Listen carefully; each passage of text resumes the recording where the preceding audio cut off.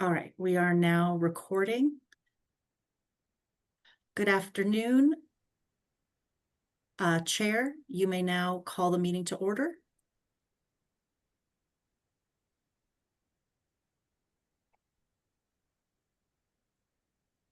Sorry about that. Um, okay.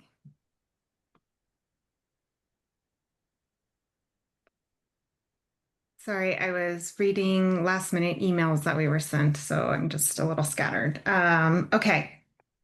This is a public notice, City of Boulder Beverage Licensing Authority hearing for Wednesday, September 17th, 2025 at 3 p.m. This is a virtual hearing. And I will pass it to Sarah for instructions for the virtual hearing rules and decorum.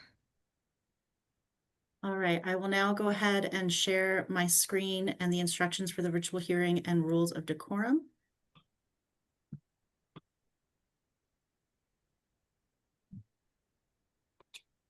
Cool.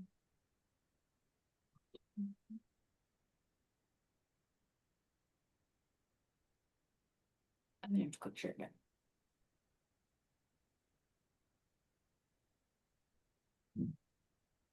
Okay.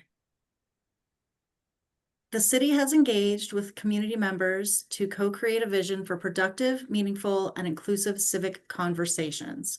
This vision supports physical and emotional safety for community members, staff, and board members, as well as democracy for people of all ages, identities, lived experiences, and political perspectives. For information about this vision and the community engagement process, please visit the Boulder Revised Code. The city will enforce the rules of decorum found in the Boulder Revised Code, including participants are required to sign up to speak using the name they are commonly known by, and individuals must display their whole name before being allowed to speak online.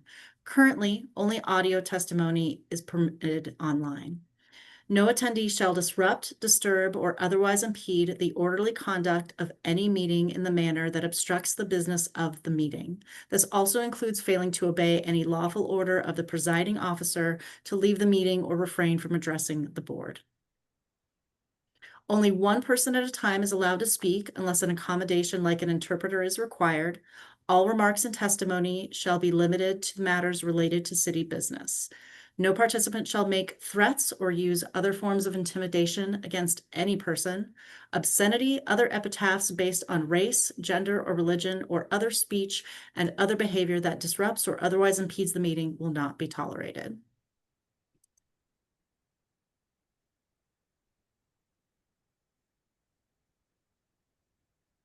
Okay, and I will now move on to member roll call. If you will please speak your presence aloud.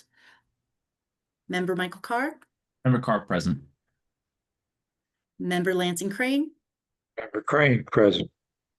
Chair Leah Roberts, Chair Roberts present. and I do see Brendan Haggerty has joined us. So if you all give me one moment to let him in, please.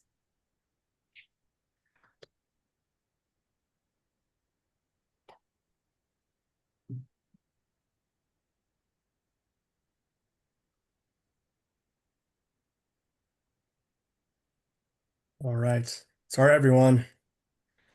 That was perfect timing, Member Haggerty. If you would mind, please speaking your presence aloud. We were just doing roll call. Member Haggerty present. Fantastic.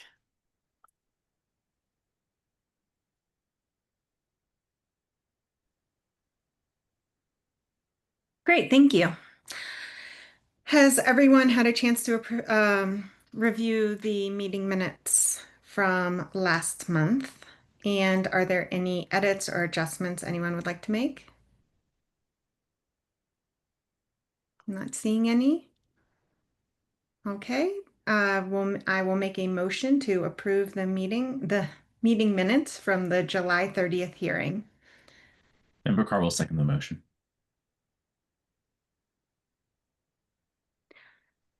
All those in favor say aye. Member Roberts, aye.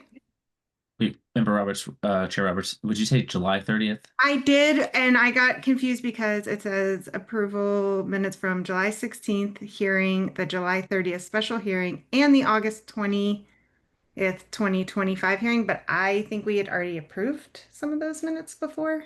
The 16th and the 30th are the ones that need approval. The August meeting minutes were not included. So it is the 16th and the 30th, a special hearing. Okay, that makes more sense. We Thank you. we did not do we were not able to approve those two last time because we did not have a quorum of everybody that had been in those That two had been meetings. there. Right. Thank you. Okay, so do we have that quorum today? I believe so. Yes. Great. Let's do, I'm sorry. So I will make a motion to approve the minutes from the July 16th hearing. All those in, or is there a second? Member Crane, second. All those in favor to approve the meeting minutes from July 16th, say aye. Member Roberts, aye. Member Crane, aye. Member Carr will abstain. Member Haggerty, I was there, so I. Was trying to figure out which one I was. I know it's a not little present for. confusing. Great. Yeah, so I for That- me. Yes. That motion passes for July 16th. I will now make a motion to approve the July 30th minutes, which I know we kind of already did. Do I have a second? Member Crane, second. All those in favor say aye to approve the meeting minutes from July 30th special hearing. Member Roberts, aye. Member Crane, aye. Member Carr, aye. And Member Haggerty abstained from that one. Great, thank you. Thank you. Perfect. We will now move on to agenda item 2, which is matters from the Boulder Police Department. I do know Officer Leah Rack is here. So Officer Leah Rack, if you have anything to present for the board. Good afternoon. Just a couple things. One, we are up to about 1,600 fraudulent IDs for the year. So we are quickly surpassing last year's numbers. And then the other thing that has been brought to my attention by some of our patrol officers is they're seeing a lot of the underage individuals with their fraudulent IDs making it into the establishment, so making it through the door staff. The IDs are passing the scanners. It seems like the people who are manufacturing these fake IDs are always one step ahead of technology. And so we're going to be maybe focusing a little more of our attention on when we do those walkthroughs, looking for those underagers. So you may see, possible show cause or two, just depending upon the circumstances surrounding how those individuals are making it into the establishments. But I just want to give you guys a heads up that that's definitely something that we are seeing. Okay, thank you. Ongoing issue. Any questions for Officer Rack? Officer Rack, what are you recommending as best practice for, the owners to combat these really good fake IDs? One that we just recently had, the owners actually doing above and beyond what, I'm very impressed with what they're doing to try to combat them. But I think that there's a little bit of they're so focused on just getting those IDs through the scanner that they're not actually taking a look at if our officers are walking in and clearly can see that these individuals that are making it in they appear to be underage. And so then they'll, ask them for their IDs. And when they hand their IDs over, that made it through, then the officers are able to determine that they're fake. But it's kind of a double-edged sword because those IDs that they are producing are they'd be very difficult to determine that they're, fraudulent. So like I said, a lot of education, making sure we have some businesses that are just on top of it. So hopefully we can have those businesses share their experience and expertise on how they're identifying those underagers with, the other businesses that we're kind of seeing a little bit of a concern with. So it's, like I said, it's a double-edged sword. I think IDs they're good. Are the books more applicable in these situations? Like, is it more helpful to use the book than rather than the scanner to identify a fraudulent ID? I think that the books are helpful, but when they have their lines out the door, I think they get into a hurry to try to get those people, into the establishments. Sure. So they're not pulling out those books to, compare the IDs to what the book is saying. And, it's obviously back to school and with the football games, we've seen a lot of lines outdoors. That's the other thing, I wanted to do is make sure that we've got our occupancy numbers accurate with the fire department. So working on making sure all those numbers are up to date too. And that's just for the safety of everybody involved.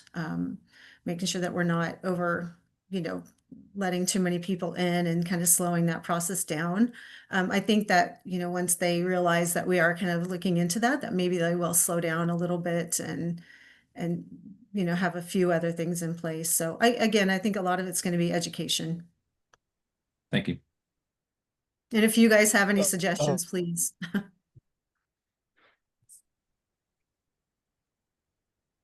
Member Hager, I have a quick question for you, officer.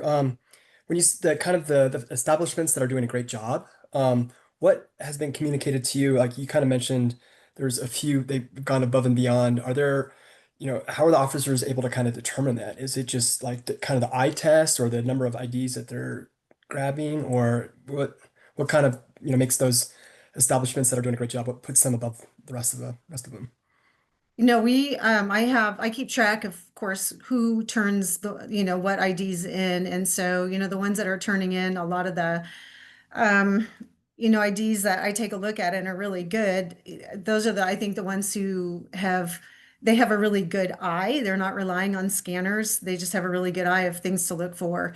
The Okay. establishment where the officers walked in and immediately saw the two individuals that were clearly underage. That was just an eye thing. They just, they looked at him and they're like, you clearly do not look 21. And the place that they went into, they had two different companies with scanners, and they were able to, one of the scanners, the battery was dead on, so they just used the one scanner. The owner came to the police department and we scanned the IDs and they did scan valid. So we talked a little bit about, how they could compare and contrast, looking at the obvious. Like I said, these individuals were definitely, they clearly looked underage. So we talked a little bit about that. So again, it's kind of the education piece, but I know that we're not going to catch them all, but at least if we can get that out there and kind of educate them and ask if they need help, if they're wanting some more guidance on catching those IDs, we could talk to the establishments that are really good at it and see if they'd be willing to help out their fellow liquor license establishments. Thank you. Yeah. Any other questions for Officer Rack? Thank you so much. Okay, thank you. My apologies. I did miss actually going over hearing agenda issues from the licensing clerk. I do have one hearing item to bring up. That is regarding agenda item 6, which is the renewal application filed for ADOs. I do want to let the board know and ask for a continuance for that, as the poster was not picked up for this BLA hearing again. Again, because we've already done the continuance with them. From the last hearing, yes. Okay. Did they communicate with you, or it just didn't show up? I have not received communication from them. Okay.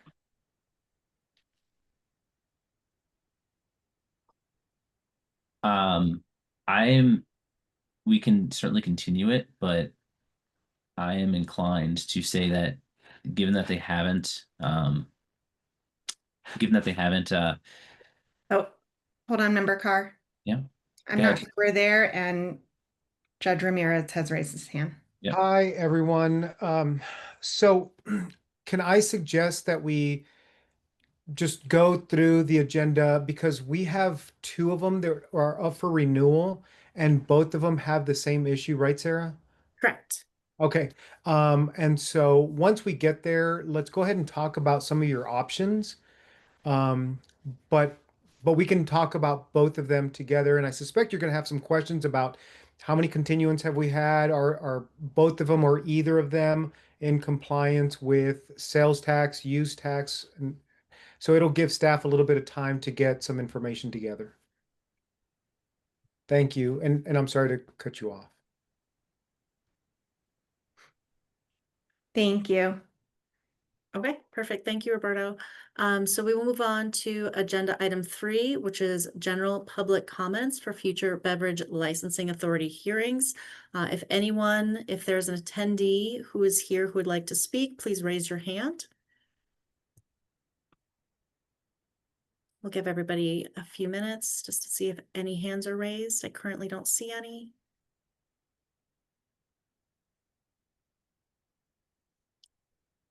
Okay, so we'll go ahead and move on as I do not see any hands raised for public comment, which does bring us to agenda item 4, which is the show cause hearing. Excuse me one moment.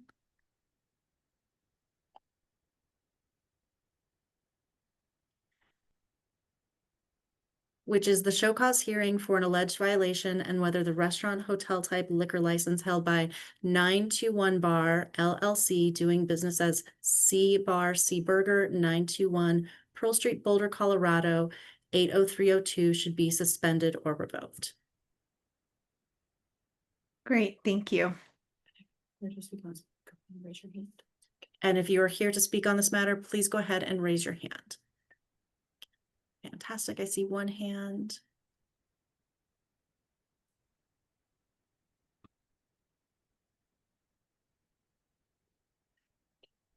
There is a stipulation in this case. All right. And just to let everyone know, there is a stipulation in this case, a signed stipulation. So there's an in the packet exhibit. And that was the exhibit that was sent yesterday.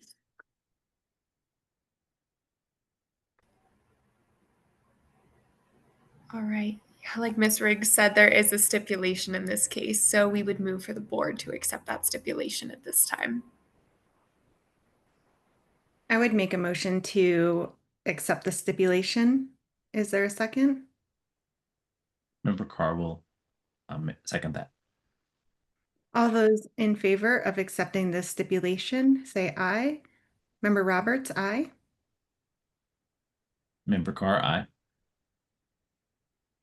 Oh. Member Crane, you're muted. Member Crane, aye. And Member Haggerty, aye. With enthusiasm. Great. Thank you.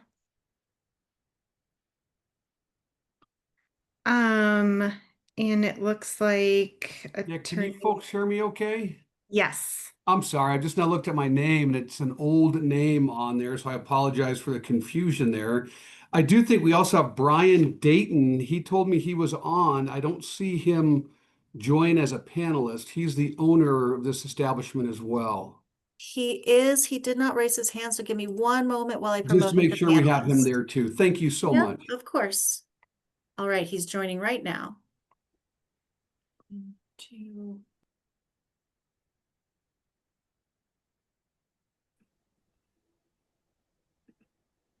Okay.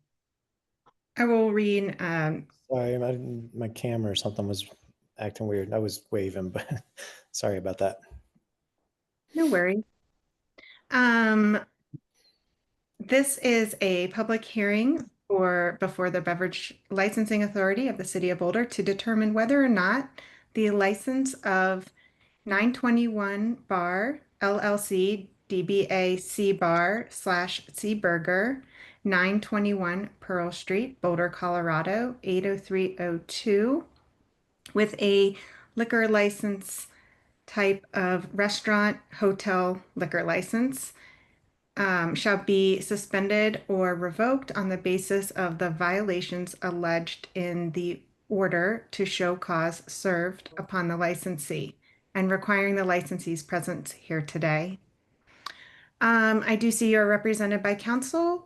Mr. Staben, would you be okay with waiving the reading into the record? I sure would. Thank you for asking. Great, thank you so much. Um, And are sorry, there, oh, Chair go ahead. Roberts, if I can go ahead and swear in Brian Dayton, please. Yes. Thank you. Fantastic, thank you. I would like to ask if you can please state your name, spell your name, and give an address for the record today, please. Yes, and, the bar address or my home address? Whichever you prefer. Okay. Brian Dayton, BryanDayton, and 921 Pearl Street, Boulder, Colorado, 80303. Fantastic. Please raise your hand. Do you swear or affirm the testimony you are about to give in the matter before the Beverage Licensing Authority is true? I do. Do you also swear or affirm that you or your employees have posted the premises for at least 10 days? Excuse I me, do. I'm sorry. My apologies. That wasn't relevant for your case. Okay. That's for applying for liquor license, correct? Okay. And go right ahead. Thank you. May I begin, or how do you want to work? Yes, if you don't mind, before you begin, are there any, has there been any ex parte communication or conflicts of interest from anyone on the board?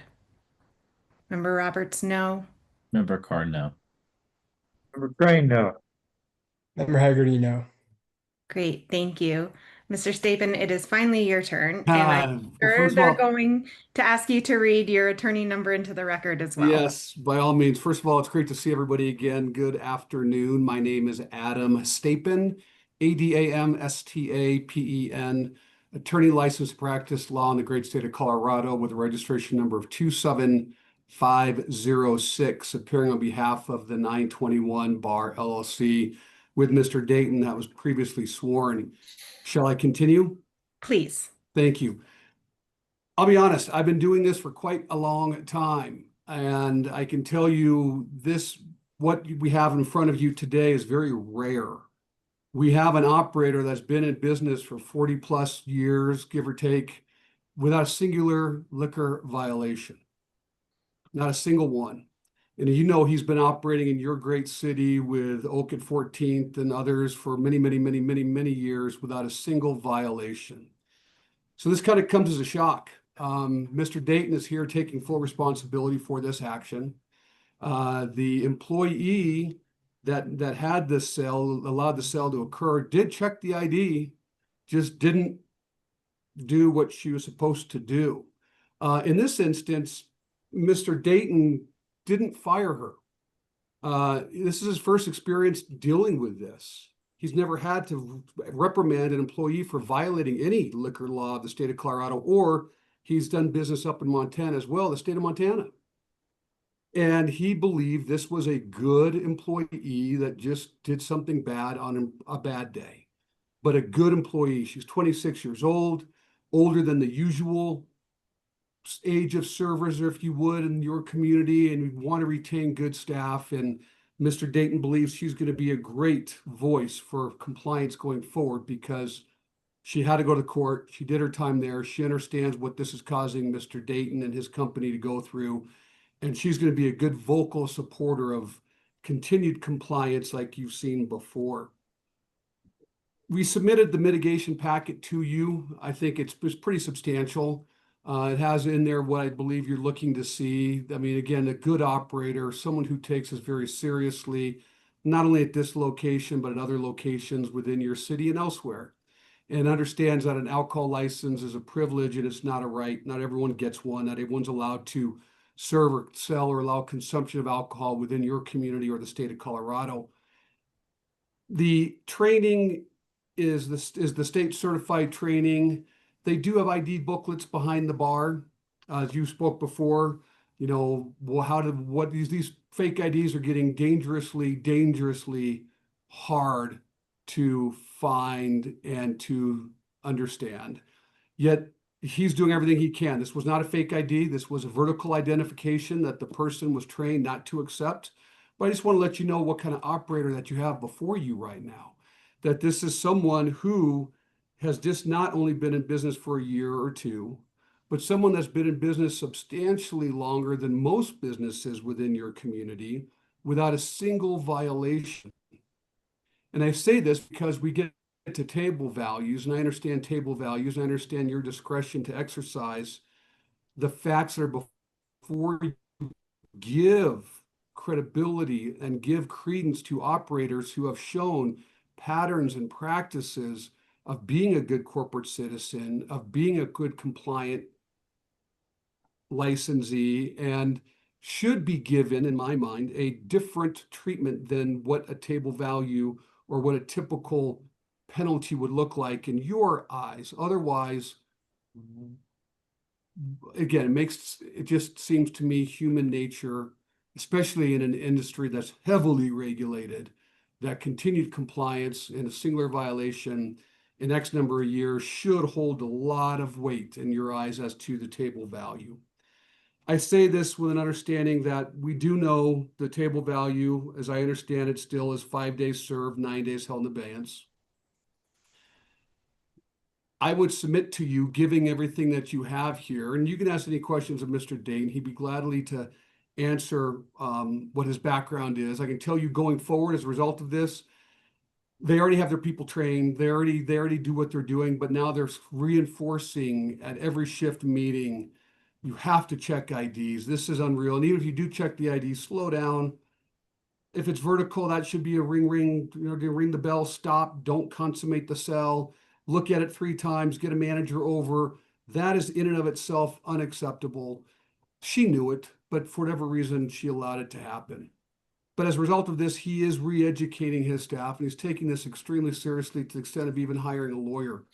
And this is his first time needing to have a liquor attorney because of his longevity without a violation.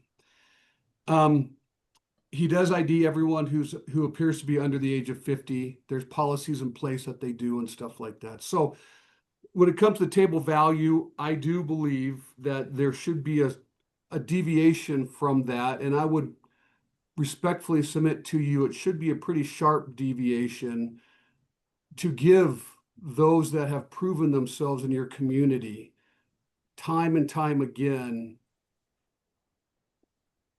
I don't want to say the benefit of their service to your community, but an acknowledgement of that.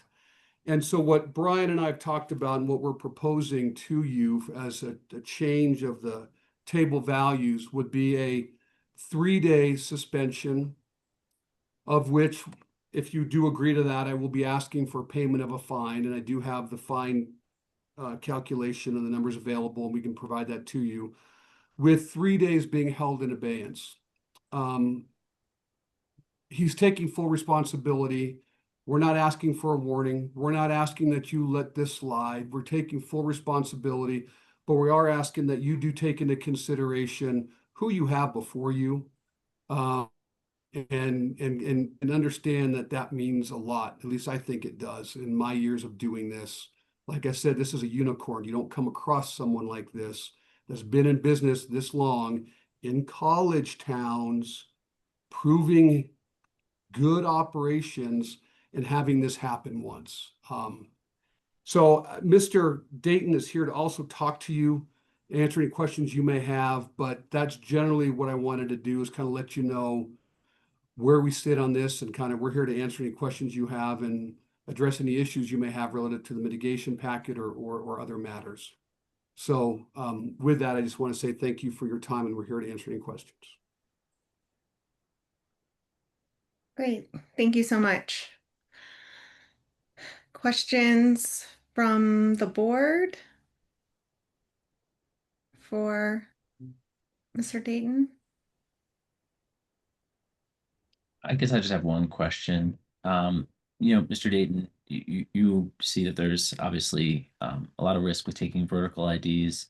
I'm curious, will your establishment still be accepting vertical IDs after this, or how are you approaching that specific challenge?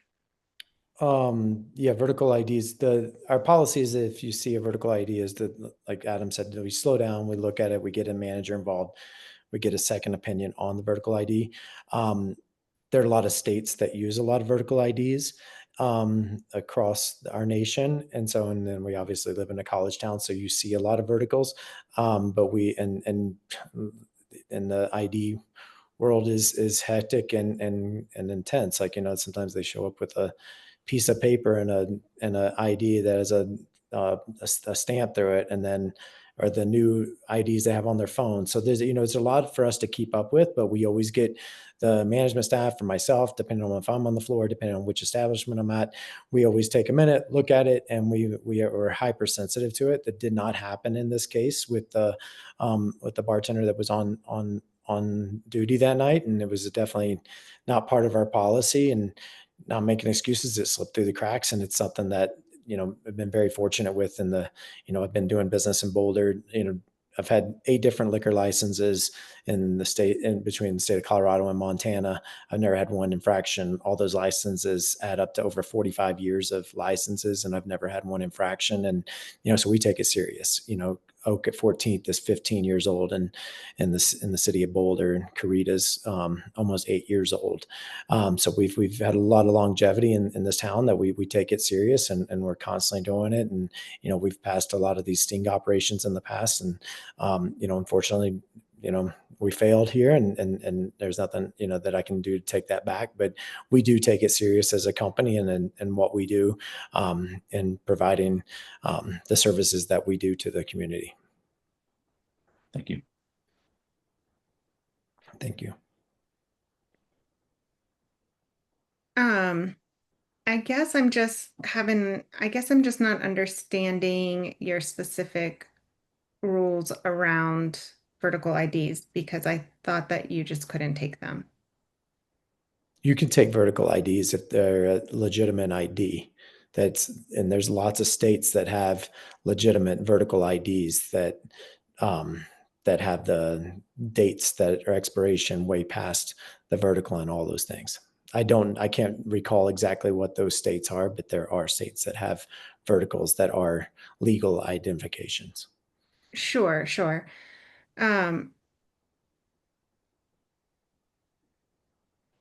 Okay. May I ask a question? Mr. Dayton, are you aware that the vertical ID in Colorado indicates the individual's under the age of 21? Is that right? Correct. Do you accept Colorado vertical IDs? We do not. Okay, I think that was the misunderstanding there. Yeah, Got that it. was the misunderstanding. No, I'm Thank sorry if I you. didn't get that across. Got it. Or I might have That was missed my it. doing, yes. So it yes. was an out-of-state vertical ID. And This was not. This was the one that they showed us to. I'm pretty sure it was a Colorado vertical ID, because it was part of the sting operation. And so she failed to do our policy and get somebody else involved and not take the ID and or ask anybody. She didn't stop. Hey, this is a fake ID, or this is a vertical. What should I do? She literally looked at the ID and just then she proceeded to move forward with the transaction. how long has she worked behind the bar for you? We're a new establishment, so she's only been with us about 90 days. We've only been open 120 days approximately. Right. And So she we're didn't work at one of your other establishments. So I'm she's sorry? not, and she wasn't at one of your other establishments. No, it's this is a smash burger operation. So it's a really kind of casual burger restaurant that's downtown.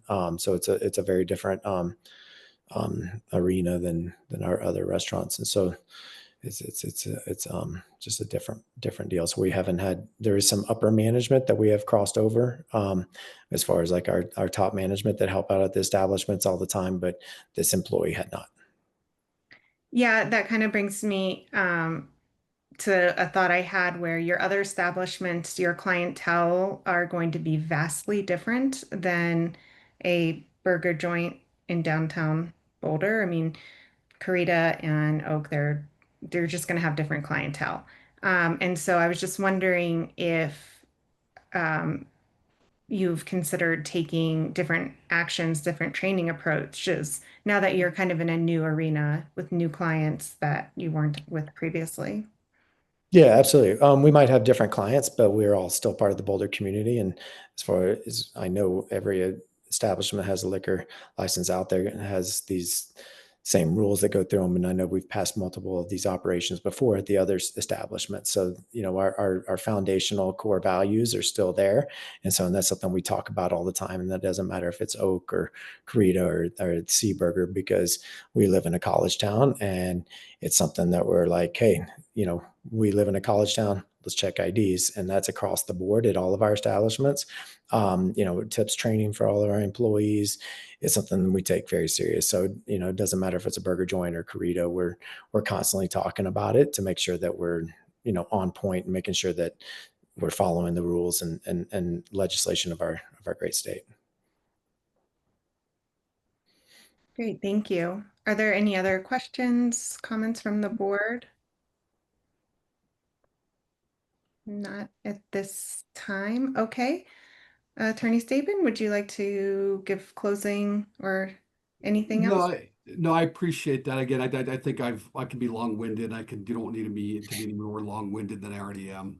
But I do ask that you take into consideration this has to mean something then not. And I guess that's what I'm trying to say. When we look at the table value and hopefully depart from that to the extent that we're asking you to do so with facts that I believe justify it. So thank you. Great, thank you. Okay, at this time we will close for deliberation and open up discussion amongst the board. I know for me, this is really tough because we are seeing like technology changing, and I know that it's going to be hard for the establishments to keep up with that. This doesn't fall into that category necessarily. I also have great appreciation for the business that Mr. Dayton has done with his establishments in the city of Boulder. And I heard Attorney Stapen loud and clear. So I'm in a conflicted state. What are you all thinking? Where are you guys standing? Yeah, I'd love to see that there's an operator who has a lot of multiple establishments and who has a long history here. And it's hard to see, when they do fail a compliance check because they have been so good for so long. But it happens, can happen to anyone. And it's I like the mitigation packet. I think that was really well crafted and put together, and I think it brings up a lot of really good points that we ought to consider about the impact that these businesses do have in our town. And I am open to deviating from table values just based on what I've seen in the packet and heard today as well. But I'd like to hear from other members as well. Yeah, Member Haggerty. Yeah, I agree with Member Carr. I think the mitigation packet was well put together and thought out. I do appreciate that, the bartender that, was guilty of the infraction, they chose to keep her on and use this as a learning experience, which I appreciate. As you mentioned, they've never had issues before, and mistakes happen, and it can happen to anyone. And to use this as a learning experience, I think is a good opportunity for Seaburger and Seabar. Um, Going back to Member or Chair Roberts' kind of point, yeah, Seaburger, Seabar is very different than their other establishments, and it will maybe focus on a different crowd.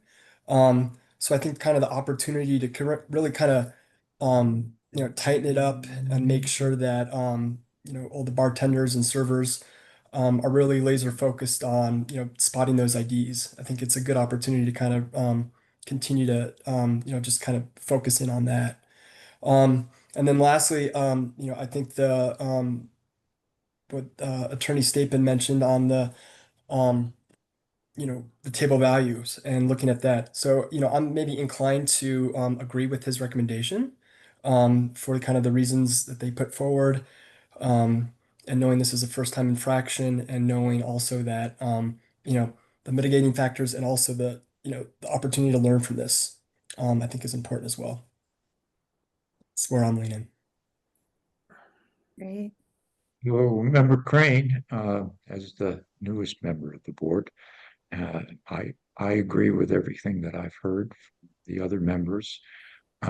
For me, the decision to retain the employee ranks very high in the mitigation of penalty consideration in the context of first offense, not only for the ownership, but also for the employee in the specific bar and restaurant. I think it sends an example to the rest that if you and she obviously has gone to court and had penalties. It's not without consequence. But I think the overall culture is probably enhanced by having a reduction, acknowledging that she's a good employee and otherwise made a mistake. I think we've echoed that throughout the group. I support the lower sanction than what the table would call for. Great. Yeah. Do you want to, is there a motion out there? I know that deviating is not something that this board has historically done, and I do think that maybe we should that unique cases to our community members such as this, I do believe could deviate. And Member Carr, you brought up such a good point. The mitigation package was great. I wish everyone who had a mistake came before us like this. It really is thoughtful. So Mr.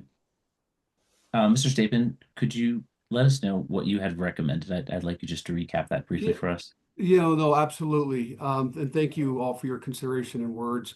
I was recommending a 6 days suspension with 3 days to be served by payment of a fine and 3 days held in abeyance. Again, we're not asking for a warning. We're not asking to get off scot-free, but I think this sends a message and we're taking responsibility for it. And it sends a message as well. Thank you. So, other members of the board, I'm not in favor of doing a fine in lieu of suspension days. Generally, I think we don't typically do that. I would be open to, though, deviating and not giving as many suspension days. I'm thinking something along the lines of, I don't know, maybe 1 to 2 days served, and then like, 5 days in abeyance or something of that nature. Member Haggerty, yeah, I'm inclined to agree with you there. Member Carr, I think yeah, we have not really, or in my time here, we have not done a fine in lieu of. So I don't think we're gonna. I don't think maybe it would be appropriate to start doing it now, but I do think a 1 or 2 day suspension, still it still penalizes them, but it is significantly less than the table value. And again, I think that's what we're here to do. So I think, suspension 1 or 2 days, I think would make the most sense in my mind. I'll make a motion for 1 day's served suspension and 5 days held in abeyance. Member, go ahead. like I said, Member Haggerty seconds that. Great. All those in favor say aye. Member Roberts, aye. Member Carr, aye. Green eye. Member Haggerty, aye. And thank you very much for your time and consideration, folks. I help refresh my memory. Is this suspension? What is the day of suspension? And is there an opportunity to have that discussion so it doesn't fall on a day that's going to severely adversely impact the operation that we just acknowledged? I'm just wondering that. So thank you, Sarah. So traditionally, I think it's the following Monday, but we are always open to discussion. So the following Monday would be, and I don't have my paper calendar in front of me. I don't, what would that date be? Monday? 22nd, September 22nd. Monday. September 22nd? And Mr. Dayton, do you have a preference on that, hearing what the authority just concluded? Do you understand what they just concluded? Yeah, I think I do. So, and thank you for your consideration on everything. We do take it serious, so thank you.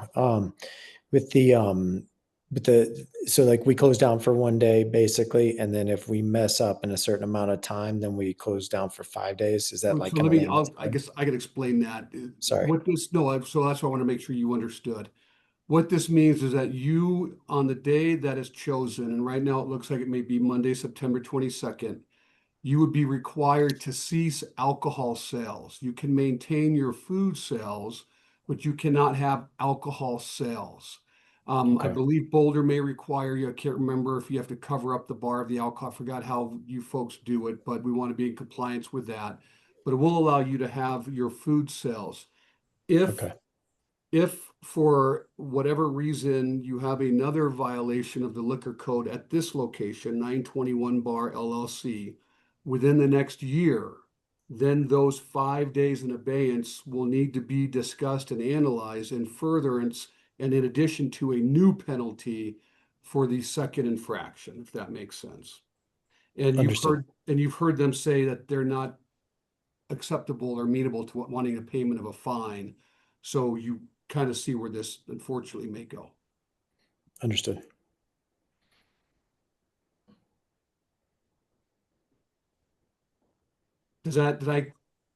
Okay. So would the 22nd be okay for you, or is there another date? That Yeah, next 22nd should be fine. That's this coming Monday. We Correct. can sort that out. Okay. Is that the date that the board is also okay with? They need to make a motion. Yeah, you need to make a motion for that date to be the date of suspension, please. I'd like to make a motion for the suspension to be on September 22nd. Member Carr will second that motion.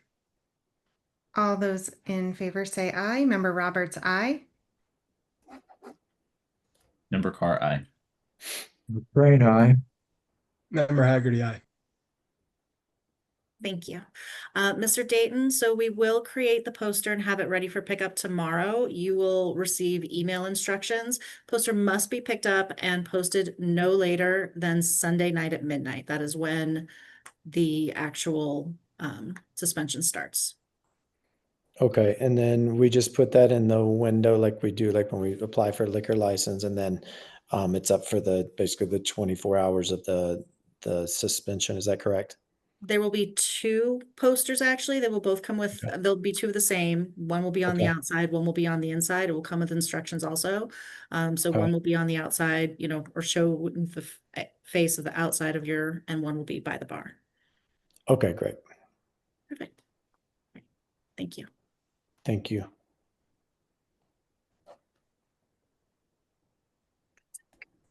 And with that, if anyone has any other questions, we'll move on to the next agenda item. That's all we had. Again, thank you for your consideration and thoughtfulness to this matter. So thank you. Thank you. Thank you. Have a good night. So we will move on to agenda item 5, which is a show cause hearing concerning an alleged violation and whether the restaurant hotel type liquor license held by Pedro's of Boulder LLC doing business as Pedro's Tacos and Tequila Bar at 1125 Pearl Street, Boulder, Colorado, 80302 should be suspended or revoked. If you are here to speak on this matter, please raise your hand so I can promote you to panelist. I see one hand raised. Please give me one moment to get you promoted. And I do want to let the board know there is a signed stipulation for this agenda item as well.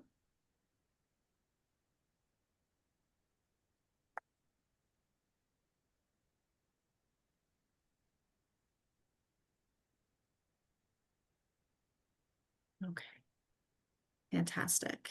And it looks like I have Mr. Willard. And if I understand correctly, Mr. Willard, you are counsel for this matter, correct? That is correct, and good afternoon, everybody. I'm also here with Mr. Oseguera on behalf of Pedro's. Let me set that up there. And counsel, if you could please record your appearance and I'll get your client sworn in. You bet. And for the record, TJ Willard, attorney registration number 34155, appearing on behalf of Pedro's Tacos, is the business, and individually Armando Oseguero, who is on the recording here and seated to my left. And do you anticipate that anyone else will be testifying today? I do not. Okay. Mr. Oseguero, I would like to ask if you could please state your name, spell your name, and if you could say the address for the record, please. Armando, Armando, Oseguera, Oseguera, 1125 Pearl Street, Boulder, Colorado, 80203. Thank you. And if you could please raise your hand. And do you swear or affirm that the testimony you're about to give in the matter before the Beverage Licensing Authority is true? I do. Thank you. All right, turn it over. Great. Thank you Uh, so much. Oh, go ahead. Oh, I'm sorry. Since there is a stipulation in this matter, we would move for the board to accept that at this time.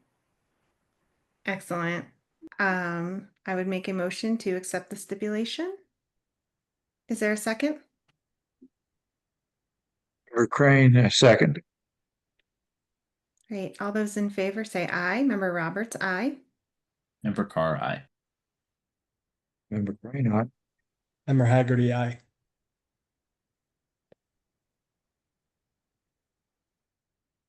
Stipulation accepted. Okay. This is a public hearing before the Beverage Licensing Authority of the City of Boulder to determine whether or not the license Pedro of Boulders, LLC, DBA, Pedro's Tacos and Tequila Bar, 1125 Pearl Street, Boulder, Colorado, 80302, with a restaurant hotel type liquor license shall be suspended or revoked on the basis of the violations alleged in the order to show cause served upon the licensee and requiring the licensee's presence here today. Since you are here with counsel, would you be willing to waive the reading of the procedure into the record? We would, yes. Great, thank you so much. At this time, I would like to ask the board if there is any ex parte communication or conflict of interest with this establishment. Member Roberts, no. Member Carr, no. Member Crane, no. Member Haggerty, no. Great. Then if you are ready, you may proceed. Thank you. And thank you to the board members for our time. Can everybody hear us okay? Yes. Okay, thank you. I'd just like to start just by making a brief statement presentation, and I would like Armando to kind of talk a little bit about what happened there that night. By way of background, Armando is from Louisiana. He has worked in the restaurant service business and industry for about 35 years, both as a server and for the last approximate 12 to 13 in ownership capacities. He did own his own establishment in Louisiana, participated in the liquor licensing process there in that state, in addition to our local procedures here in Boulder. In that his 35 years of experience, this is the first time he's ever had an issue either individually or on behalf of his business with non-compliance for any rules regarding alcohol service. Pedro's was opened on May 11th of 2024. In the mitigation packet, we did submit just proof and documentation that all employees participate in tips training, and a machine is also used as a scanner for purposes of detecting any fake IDs. There is also a book back at the bar. The day in question, and throughout all this, Mr. Oseguera has never tried to minimize the mistake here, and the mistake here was his. the particular day in question of the operation, 3 employees had called in sick that day. It doesn't excuse what happened, but Mr. Oseguera was jumping back and forth between helping the hostess, working in the kitchen, and also in service. In the chaos of the moment of trying to wear multiple hats that day, he was not thorough enough in terms of recognizing the vertical ID here, and just did not think quickly on his feet. He knew immediately after he had made that mistake. He didn't try to minimize or downplay that with any law enforcement, and clearly admits that the mistake is on him. This is a wonderful opportunity for a learning lesson, not only for him individually. He was cited with a violation of Boulder Municipal Code and has gone through a court proceeding himself individually, being the one that had provided the service of the alcohol to the underage people here. So he has gone through that process, but has used this as an opportunity to work with all of his staff and teach and to train best practices and how frankly this could happen to anybody. Heard Officer Rack testify about the kind of proliferation of fake IDs and how they've gotten pretty good since this happened. Mr. Oseguera said they've probably caught 5 to 7 IDs and have turned those in. So it's working. They are conscientious about it, and this isn't something that you're going to see happen again. They are focused on being a good citizen, providing service that's appropriate and responsible, and he's done that for an extended period of time, and this is an opportunity to learn from this. I'm going to have him talk to you all just about that night, what happened, and what he's learned from that. And go ahead. Hi, my name is Armando. Yeah, I was helping in the kitchen like 90% of the time. And like few servers don't show up to work and I start getting busy. So I was have to go over there and help them and go in the back in the bar, and I saw these people like waving and waving, and I go over there running, and I see IDs, and it was so too much in my head, and I made a mistake. I don't check it right, and that happens. And when I saw them, I'm like, oh, what I did, and I accept it. I make the mistake. It's on me. I'm not here to like blaming somebody else. And I apologize. I moved here like a year and a half, almost 2 years to Colorado because I have a special needs kids, and I find him a lot of help here around Denver and Boulder. And now we start a new business in here, and it's not like that happens, and it never happens to me. I never been in court. The only time I've been in court when I get a divorce the first time. And I never had problems with the police, with alcohol or anything like that. And then I guess it was the time, I don't know what happened I'm training everybody. I check IDs and the ID detector and the machine and everything. I use my phone. I have now what's the name? Intel check. Okay.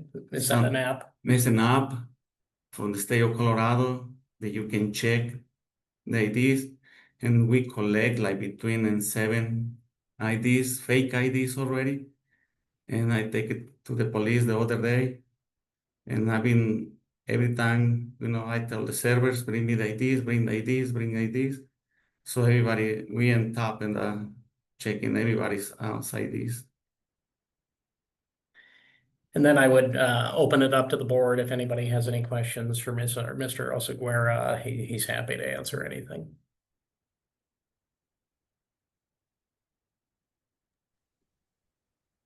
Thank Okay, you. thank you so much. Are there any questions from the board? Yes, I had a question. I was looking through the packet here, the mitigation items, and I see the tips training, and I see the picture of the scanner. So another question I had though is, I didn't see like an alcohol policy or anything in here. Do you have one of those? Like, what does that look like, Mr. Seguera? The other. Do you have like a written alcohol policy, or do you have a policy that you do with your employees in terms of training and education regarding serving alcohol? Yes, I do. And tell them about that. Yes, I do. I talk to them about all the alcohol things, what happened to them, and I talk to them before I hire them. I tell them you have to get your tips, and I explain to them what's going to happen if you know, and we always make sure when somebody come through the door and you can see you students, kids, whatever, they have to bring each ID to me or to the manager so we can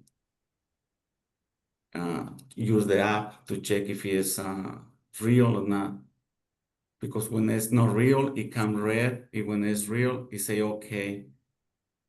And we got a book in the back and the bar too. And we go through the book and we go to the app and we on top of them really, really good.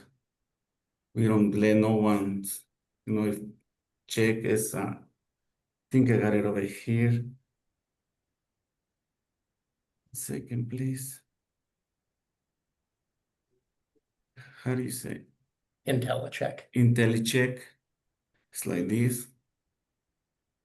You just press and you read the code in the back of the driver license. It will show you like if it is fake or is real. And it will show you if it's 21 or 20 or is 20, 25 and we're really, really on top of them, because I don't want this happen anymore. It will not happen anymore. Because I really, really talked to them about all the policies, all the rules and everything. Well, as a follow-up question, and I thank you for sharing all that, and I'm glad to hear you're using the apps and you have a written policy.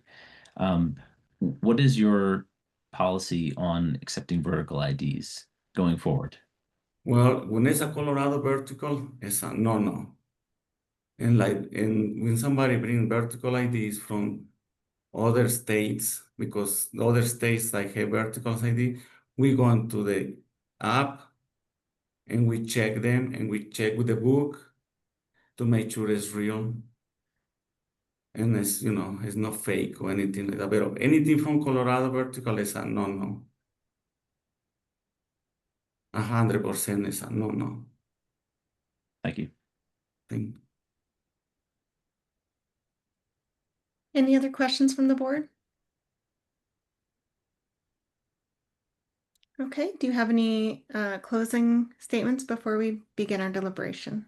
No, and I guess the only thing I would say, beyond what we've already presented here today, we would be asking the board to deviate from table values in terms of the sanction here. We are asking that based on, frankly, decades of compliance by Mr. Oseguera, respecting, alcohol rules, policies, regulations. I know the business is new to Colorado, but he is not new to this kind of work. And I do think longstanding compliance for him is something that's important for the board to consider. Number two was his constant accepting of responsibility. He, didn't try to do anything other than exactly what he should have done and said the mistake was mine and I'm responsible for it. Number one, I've got to accept my responsibility and my role in this, but also use it as a teaching tool for his employees and in the business to be fully compliant moving forward. And then finally, I do think it's important the particular moment and the chaos of trying to do multiple jobs. Again, I'm not saying that's an absolute defense here as to what happened, and neither is Armando, but I do think it was important. Just the chaos of the situation certainly did not help, but that mistake is on him. So with factoring those in, what I would ask the board to do, I understand that having a fine in lieu of suspension is very rare. If the board is not in consideration of that, I would ask for a lower number of suspended days, deviating from the table values, just reflecting the equities that we've talked about here today. Great, thank you so much. At this time, we will close for deliberation.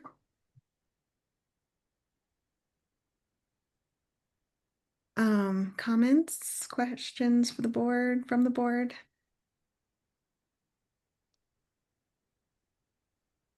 I think where I'm struggling a little bit is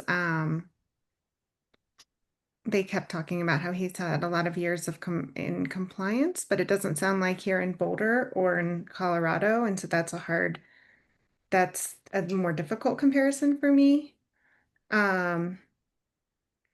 Versus other establishments that maybe have been, and we just have a very long-standing knowledge of their businesses.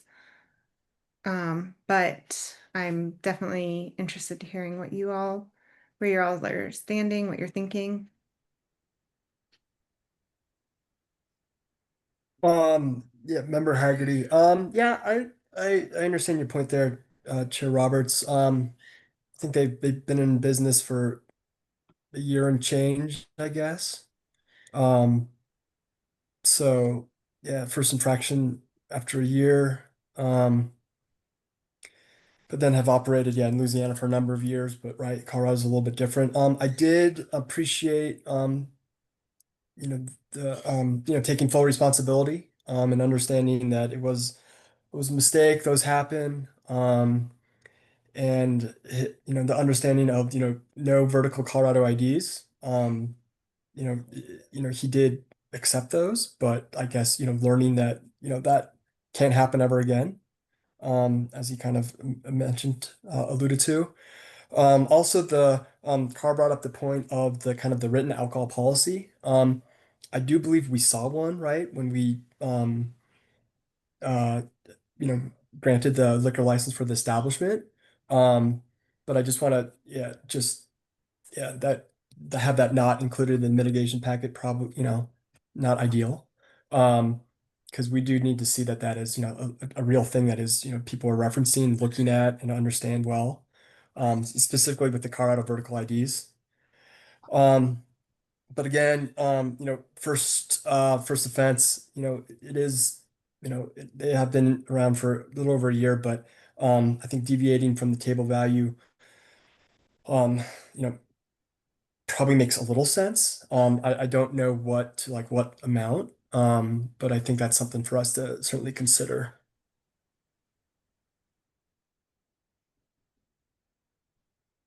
Yeah, I like that they have, and I do remember they had a written policy. I couldn't find it in previous packet. I couldn't remember when we originally approved their license. But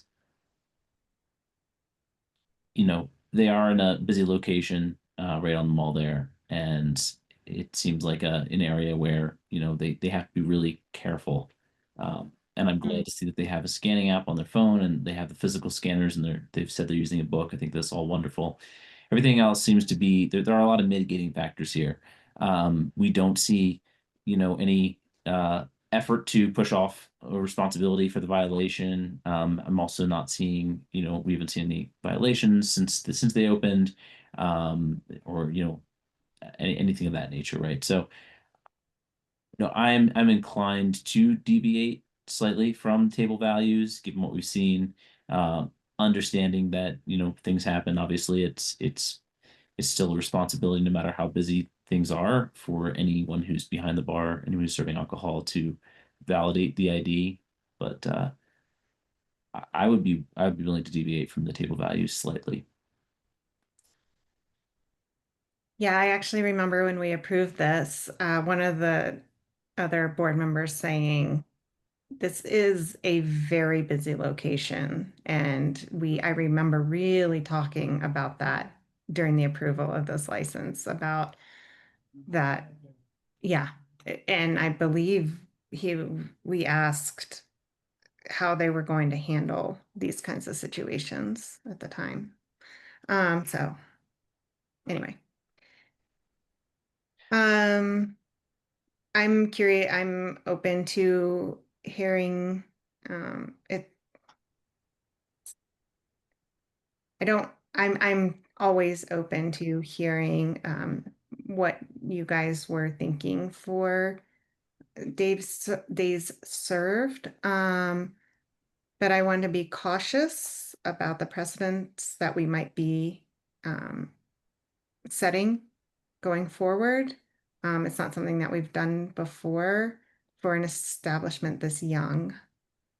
So I am, yes, that's my statement.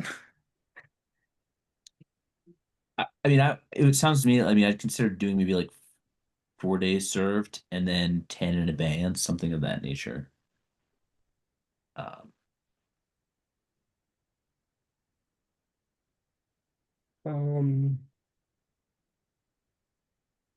Yeah, I was like thinking, yeah, 3 or 4, and then 10. Chair Roberts, like, yeah, valid point. It is brand new in the or relatively new in the grand scheme of things. Dangerous precedent to set, but um, I don't know. 4 might be a good number.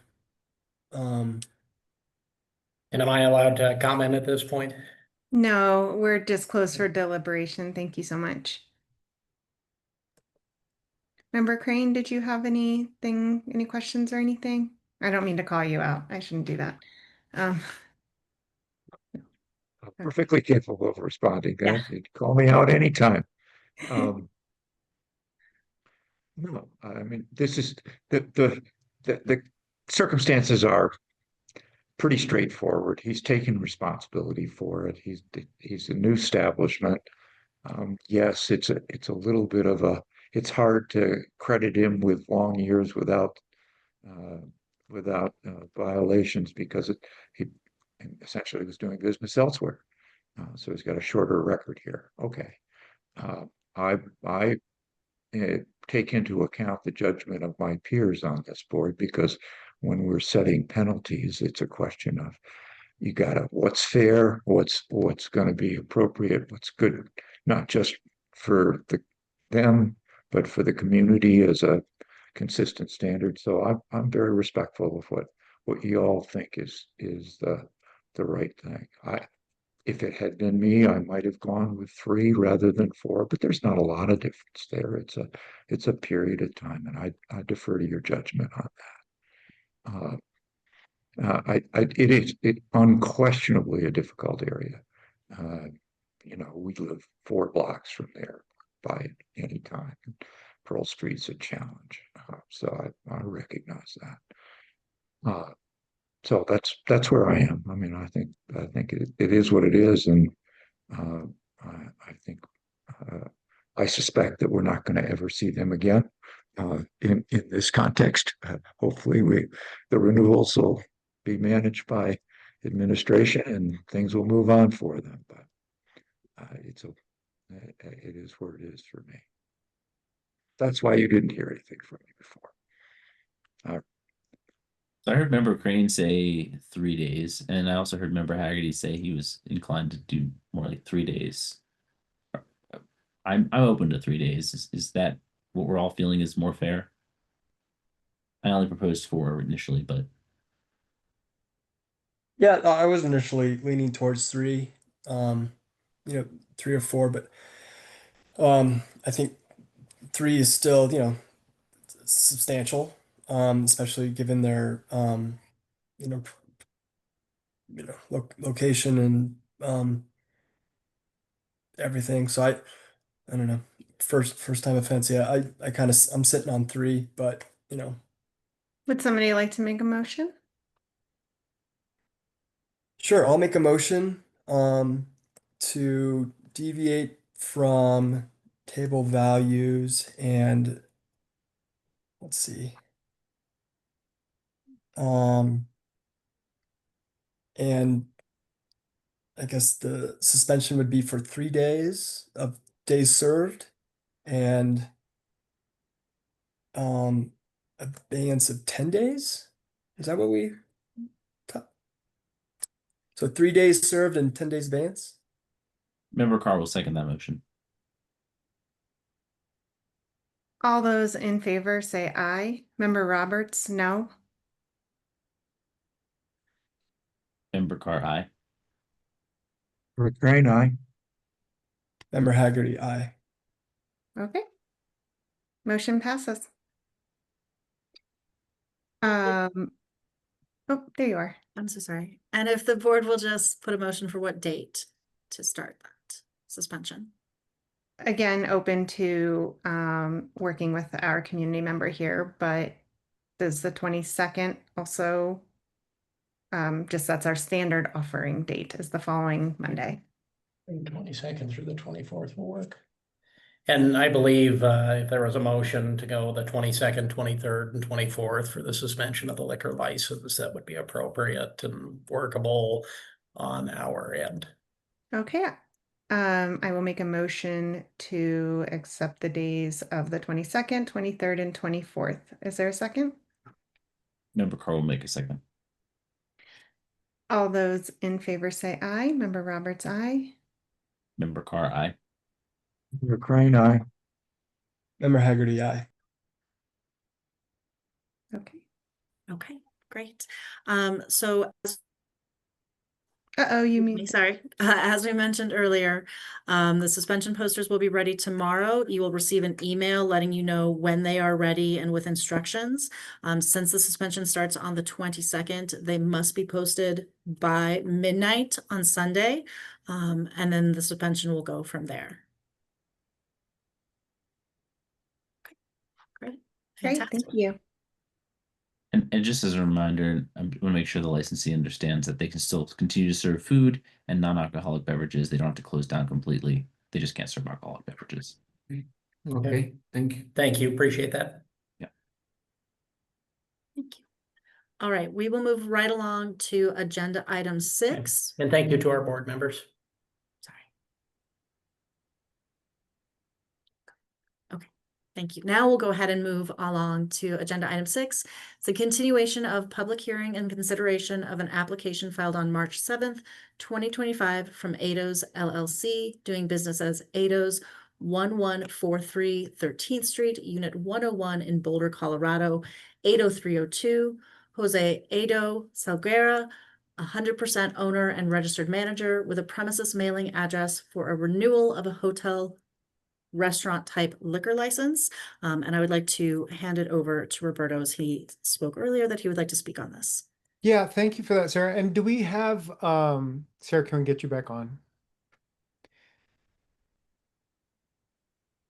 Sorry. Do we have anybody from that establishment online?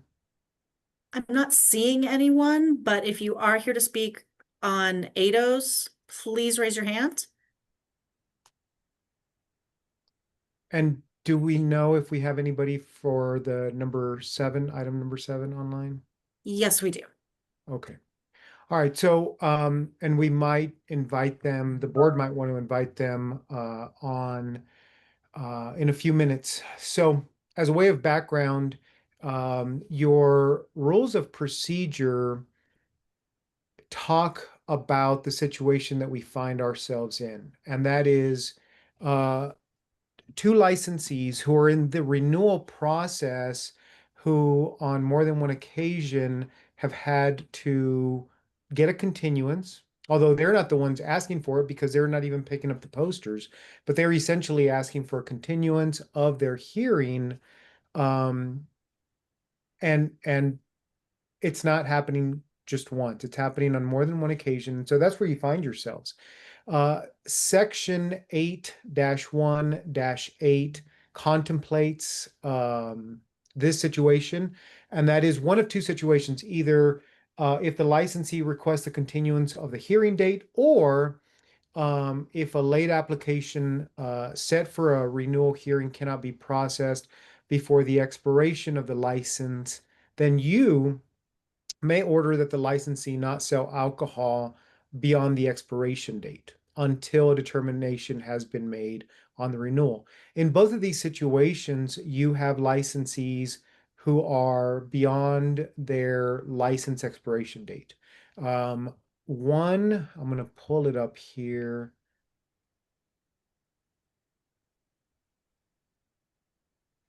Aldo's, as I understand it, expired in April. Riverside expired in July. So we have two businesses operating without going through the renewal process. They're still selling alcohol simply because they have not picked up their posters. So at this point, you can talk amongst yourselves. If you want to hear from one of them, it sounds like one of the business owners is here from maybe from number 7. From Riverside, but you may want to discuss how you want to go forward, and that is to say, just continue granting continuances in perpetuity, or deciding whether, nope, they're just not going to be allowed to serve alcohol, or if you want to set up a show cause. And I know we have our prosecutor here. If you want to set a time for a show cause, you can certainly do that. So you have some options.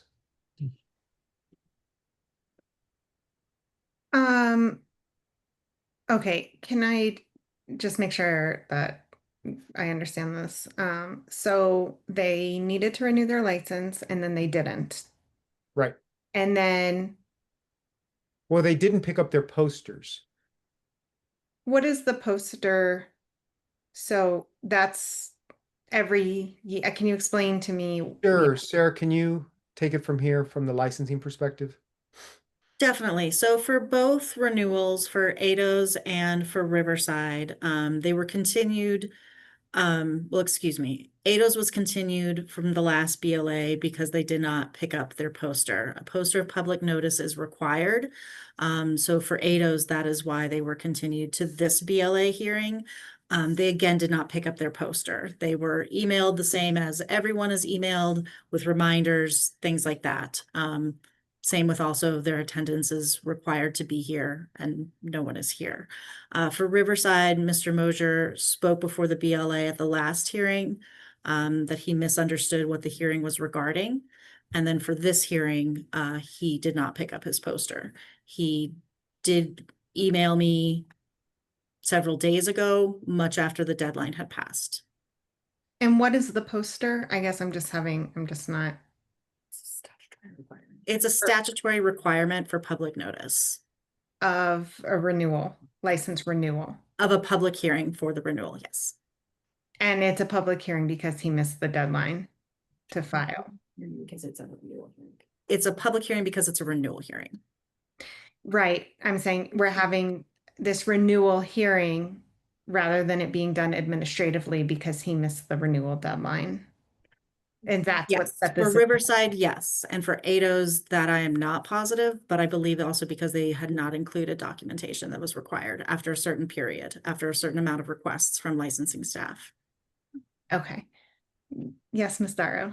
That's correct. Sarah's correct about that. ADOS has an incomplete packet for their renewal. We have been requesting documents from them for months and have not been able to get them. So then they're essentially doing business as usual without the proper license, without a license. In Colorado, as long as you submit your renewal timely, you are allowed to continue to serve alcohol until that renewal is completed and your license is renewed.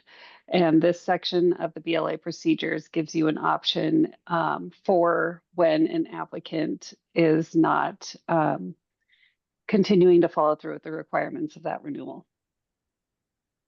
Is it safe to say that in this case, the renewal, maybe this applies to one or both, is expired at some point? Like, or The like, license is expired. However, under Colorado law, they can continue to serve because they timely filed. So we do allow them to continue to purchase from their distributors, to continue to serve alcohol. I believe that it's after, I think it's 6 months after your expiration. If you have not filed for renewal, then you have to file a new license. For a new license, you're considered final expired. So it's kind of an odd duck. so at what point would the state of Colorado say you have to stop selling liquor because you're not although you filed to renew, you haven't actually renewed. Like you haven't actually followed all of the steps to renew. That is a great question, Chair Roberts, and I don't have an answer for that because I did have an application that went 9 months past its expiration date, and they were late on, this is not one that's before you tonight, but they had not filed all of their taxes with the state of Colorado. And when I asked the state what they would like me to do, they just told me to hold tight. So there's nothing in the law that speaks to that. Okay. On a state level, to be clear. Yes. Okay. Right. On a Which is local why level. you have options within your own rules and procedures to remedy this situation. In addition to that, and I'm glad that Mr. Earl brought that up, because as I understand it, either one or both of them may not be compliant with either sales or use tax right now. But that would be a separate issue than not picking up the poster. That Right. is a separate issue. Neither are in good standing with sales tax at the moment. Okay. Right, which may be a grounds for non-renewal going forward. Okay. Excuse me, looking at 818, don't we have the authority to tell them, to order them to stop serving? Yes, sir, you do.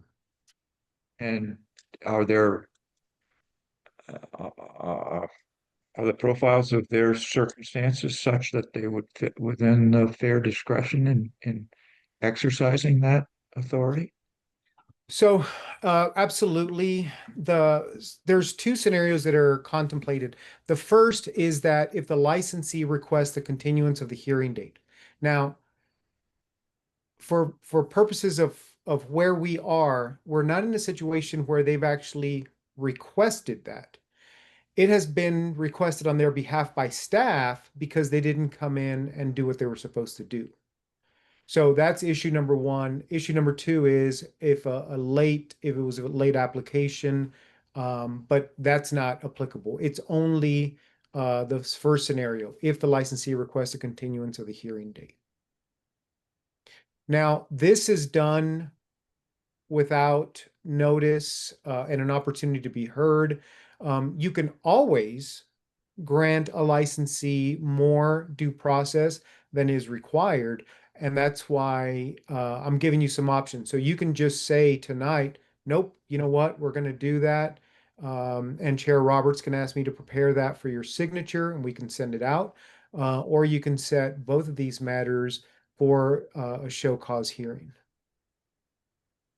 So that they would have to show cause why you're not going to shut down their ability to serve alcohol or to sell alcohol.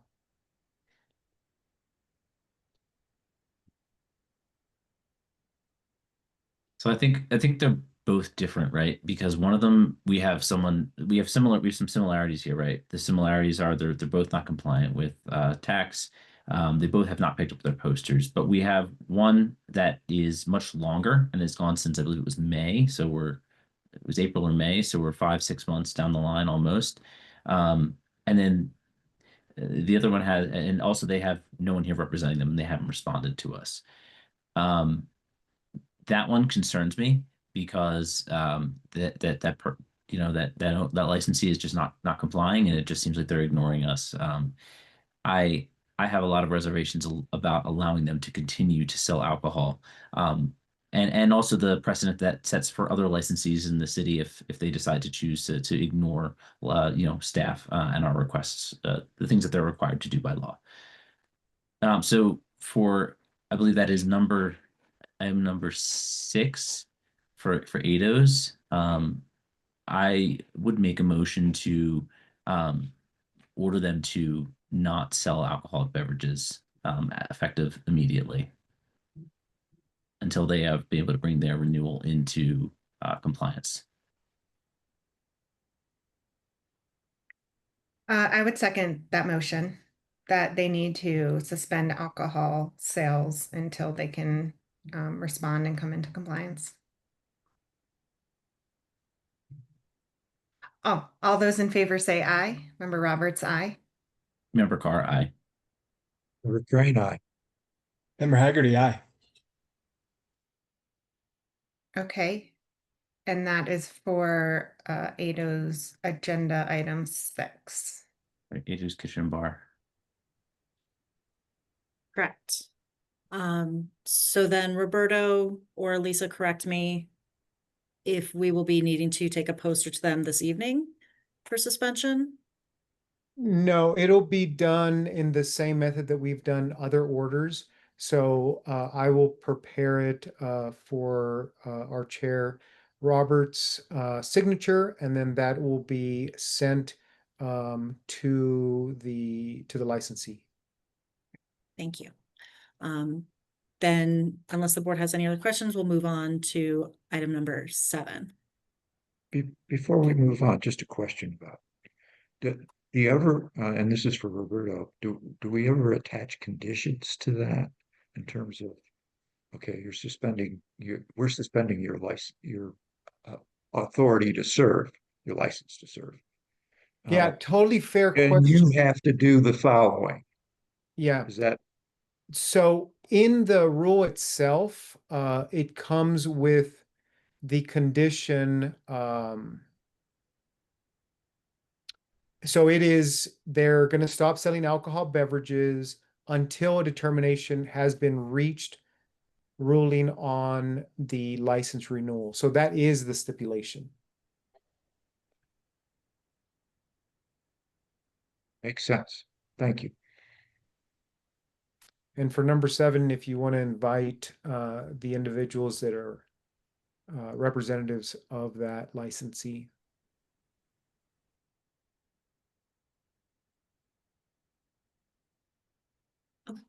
Then we'll go ahead and move on to agenda item 7. That's the continuation of the public hearing for an application filed on June 13th, 2025 from the Riverside Group LTD, doing business as Riverside, 1724 Broadway Street, Boulder, Colorado, 80302. Richard Mosier, member with 62% ownership and registered manager. Andres Loopster, member with 22% ownership and with no other member over 10% ownership, for a renewal of an entertainment type liquor license. I would like to remind the board really quickly, in the packet, page 106, there is a summary of a history of this applicant's appearances before the BLA. And if you are here to speak on this matter, please raise your hand so I can go ahead and promote you. See one person, so I will be promoting that person. Give me one moment.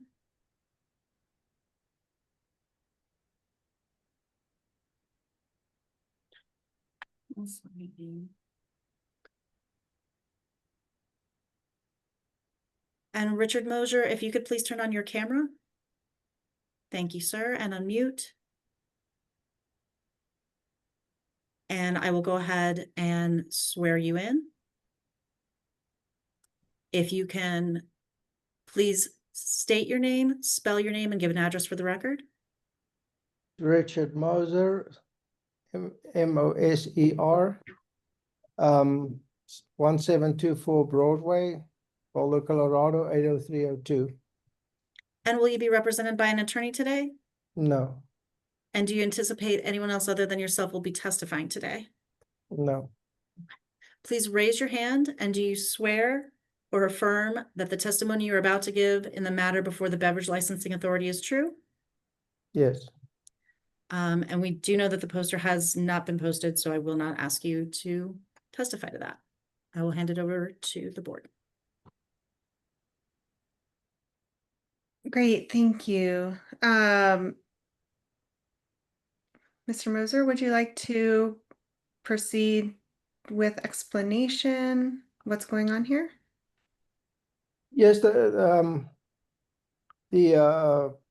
poster, I was under the wrong assumption, and it's completely my mistake. Sarah corrected me that the previous hearing poster was still applicable. So I just left that poster up, and I missed her email as a reminder. I did search and find it after she pointed out, she did remind me that that needs to be done. So that's 100% on me. And then I did upload some documents to the city the permitting upload site week after the last hearing, the certificates of training and the state forms. And apparently Sarah said that was not successfully uploaded. I did not realize that. So that's where I'm at. And then it's news to me that I'm not compliant with tax, because I actually checked I think early this week, and everything was nothing outstanding with Riverside. So I don't know what's missing. So I'll find out after today, I guess. So yeah, my assumption was faulty. I thought one poster is good. I should have checked my email more thoroughly. Yes, Mr. Ramirez. I think that we have somebody from sales tax that can speak to the issue of where the licensee stands. That would be great. Thank you.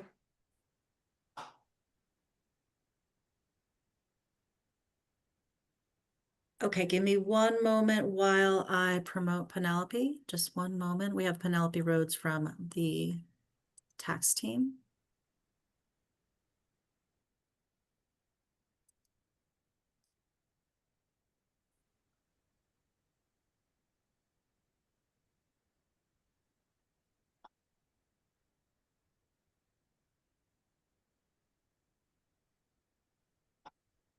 Penelope, you should be able to go ahead and unmute yourself and turn on your camera if you like.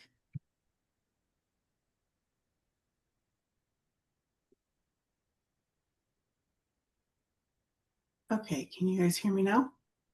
Yes. So for this gentleman, he has more than one business located within the city of Boulder limits. And when checking this, we check all businesses are in good standing. The second business is the one with outstanding items.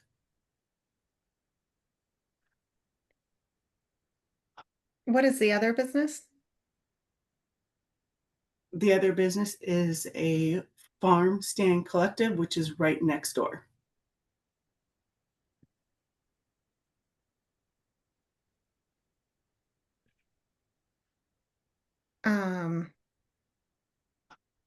Okay, and so but Riverside is outstanding with taxes. No, Riverside is under audit at the moment, but their other business is the one that is outstanding with taxes. Okay. Can you explain what that means under audit? Under audit means that there is a auditor reviewing past 3 years of tax history. They go through, they check the business logs, and decide if something should have been taxed that wasn't, something that was overtaxed that shouldn't have been. And at the end of that report and audit, that is when they either get great, everything's perfect, oops, you paid too much, here's your money back, or there was some stuff missing, you owe this much more than what you've reported. That's what under audit means. Sure.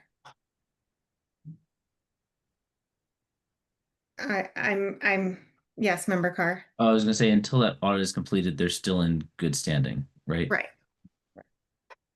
Correct. Okay. But got it. Riverside itself cannot be considered in good standing for the liquor license because they have a second business that is outstanding. Thank you. Understood. Okay. Okay, thank you. Mhm. So I'm a little confused still. So Riverside is the business before us, but they are in good standing. But Farm Stand Collective is not in good standing. Yeah, and Correct. it's So they would not have received a in good standing from us at this Sure. point. Okay. Okay.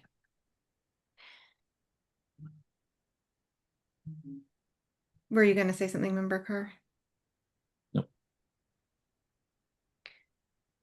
I was just looking for a clarification. If they are not in good standing with another business, does that e- establish them as not in good standing for our purposes too? Correct. Correct. Right. If a business, an establishment is not compliant with taxes, then, or the owner is thus not compliant with taxes, that affects the liquor license. So, Just educating. yeah. So Can we? like there's a few issues here, right? Yes, there are. Go ahead. Well, I was just going to say, I feel like we need to have a more kind of complete hearing around maybe a show cause with all the things that are missing here, and generally just given that this seems to be a concern going back to previous years as well. Right. And then there's the whole issue of just not having the correct poster and filing. So like everything else aside, Riverside, although in good tax standing, is not in good licensing standing, is my understanding. And is not in good tax standing overall because it shares a common ownership. So Right, right. I was just saying, like, taxes aside, still the poster and following the procedure for proper renewal hasn't been followed anyway. Am I understanding that correct? yeah, that sounds right to me. Like, yeah. Yes, Mr. Moser? Yeah, I just wanted to point out it's not exactly the same ownership because that is 100% me. Riverside is not. And then I just went online because I was surprised that that is indeed not current. And there was an $88 bill that I just paid. I thought that was current. I know the August payment is due in a few days. I'm not sure where the 88 came from. Whether it was an underpayment, I didn't have time to look deeper into it, but I just paid that part so that the farm stand is also up to date. Yeah, I just wanted to point out it's not exactly the same ownership, even though I'm majority owner at Riverside and only owner at the stand. It's not exactly the same. So I know you said you thought you had a poster or you didn't, but I know that you came before us last month. We made it very clear that you needed what you needed to do. So I guess I'm confused why it seemed like you knew what to do and to be in touch with the office and get the poster and do that. So I guess why didn't you? Well, actually, if I recall correctly, we didn't talk about this poster specifically. It was the outstanding documents and clarification what was needed. So I focused on that. and thought I was in good standing and missed Sarah's email. Not good standing, but I did what I needed to do. I missed the poster. That, like I said before, that's on me. It was the wrong assumption that the old poster would suffice. That I posted, before the previous hearing, picked it up and posted in the window and kept it up.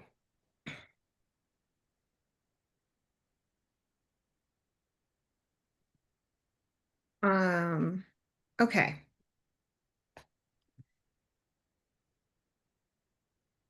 I guess perhaps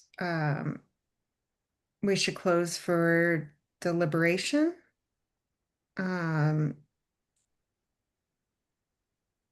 I'm confused. Thank you for coming on. Yeah. So I'm sorry for the confusion, and you have a few options, and I know that member Carr mentioned a show cause. I might suggest that you consider one of two things. I don't know that a show cause is needed because we actually have Mr. Moser here, who can simply request a continuance for next month, because that's might be when you would be doing the show cause anyway. So you have one of a few options. Number one is to invoke 8-1-8 and tell him that from here until you make that decision next month, he simply cannot sell alcohol, and then treat the renewal hearing for consideration under 8-1-9.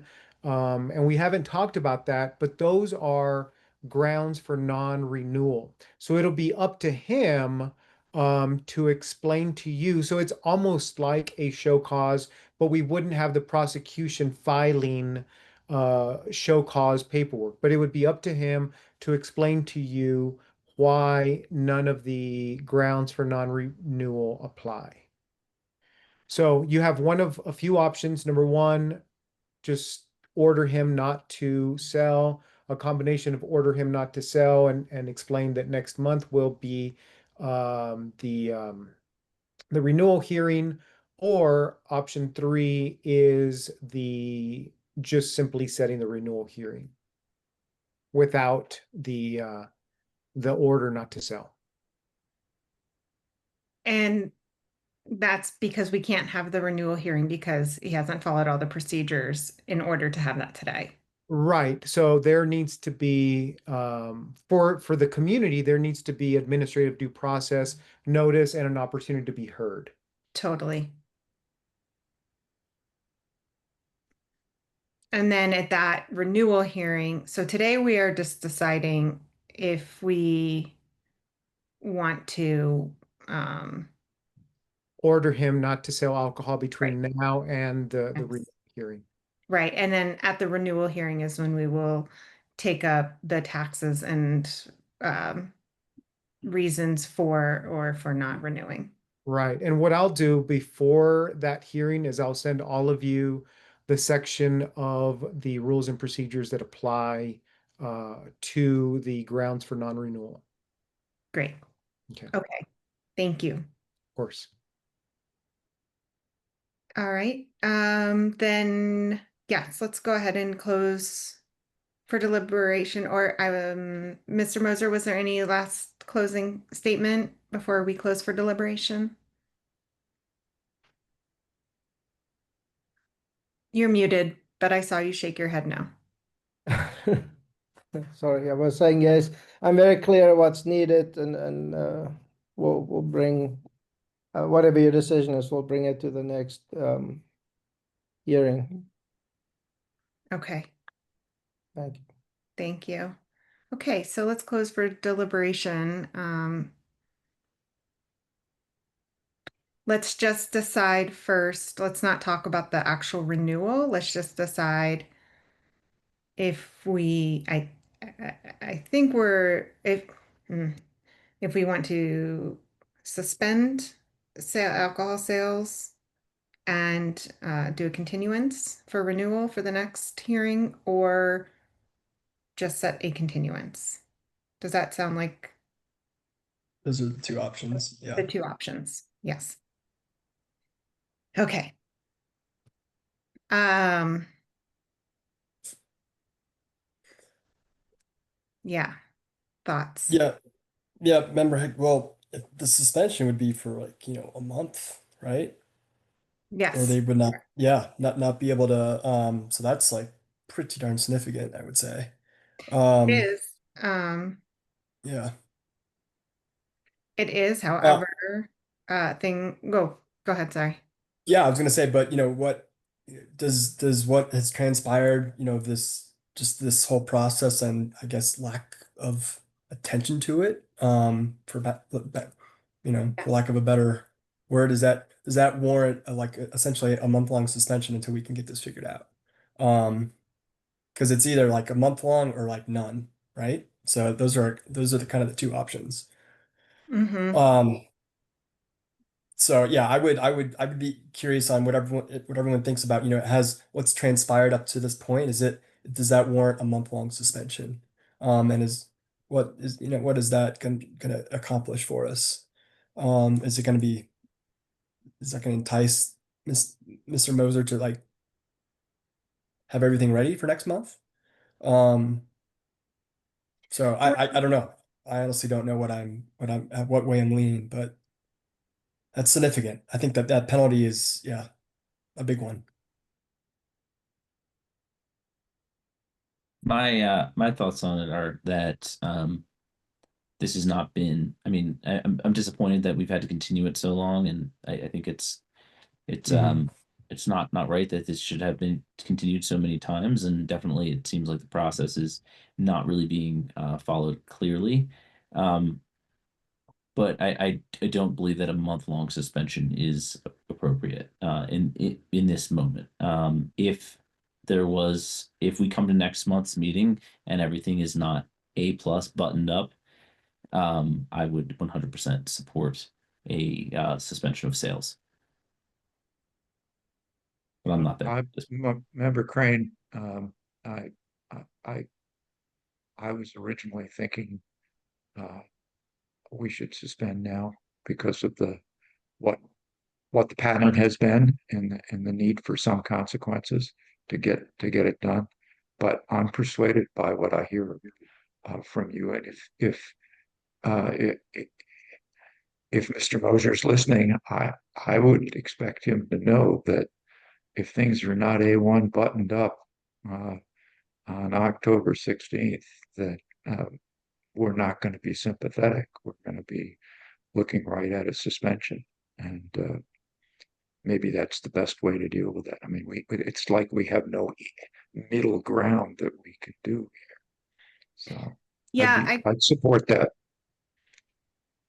I guess my question to you all would be, and I'm not saying that I'm not in support of that, my question to you all is, but this happened last month. So like, why is he not here buttoned up? What, right? Like A plus right now today. Why are there, he knew he was coming before us again, and there's still outstanding tax issues. Um, and on top of that, he's continuing to sell liquor, but he hasn't violated the contract in the of being able to sell. So I'm conflicted there. Like, why are we not having that discussion? We gave him a continuance to take care of these problems once. So I do agree. A month-long suspension is hefty. Um, but it is only a suspension. I'm just conflicted because I never want to do that to an establishment, you know, in our city. So um Well, I'm thinking about it in terms of the two suspensions that we just did for true violations, right, of code, and how those were only a few days long, and that was a full violation, right? So I I I, I don't at this moment I think that the penalty is justified for 30-day suspension. Um, that's my view on it for administrative proceedings. Like it's frustrating. It's not positive for staff. It's not good. It's not a good thing. But that's generally how I feel about it. I hear what you're saying. Those were violations. I think that this is possibly there. Those are different kinds of violations, but they are all violations of having a liquor license. And I'd almost say that those were more mistakable. Like this is now becoming a deliberate decision to not be in compliance by not reading the emails from the city. And so I think about all the staff that has now had to show up to this meeting to just for this one offense. And again, because it happened last month too. So I do see that the actual serving to underages as an offense that could lead to really bad things happening to our community. I see the responsibility of handling a liquor license is a big responsibility, and this is easy paperwork. So I'm just trying to make sure that we've considered an offense as an offense, but yeah. You want to take like a poll or something before we like make a motion? Is that I think that's what a motion is. And if it and that's exactly what a motion is, right? It's a poll, and if majority is in favor. So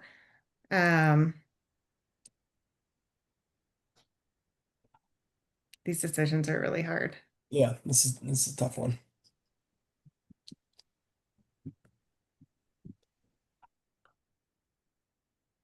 Is there a motion that someone would like to make to take a poll? Member Carr will make a motion to continue this until next month.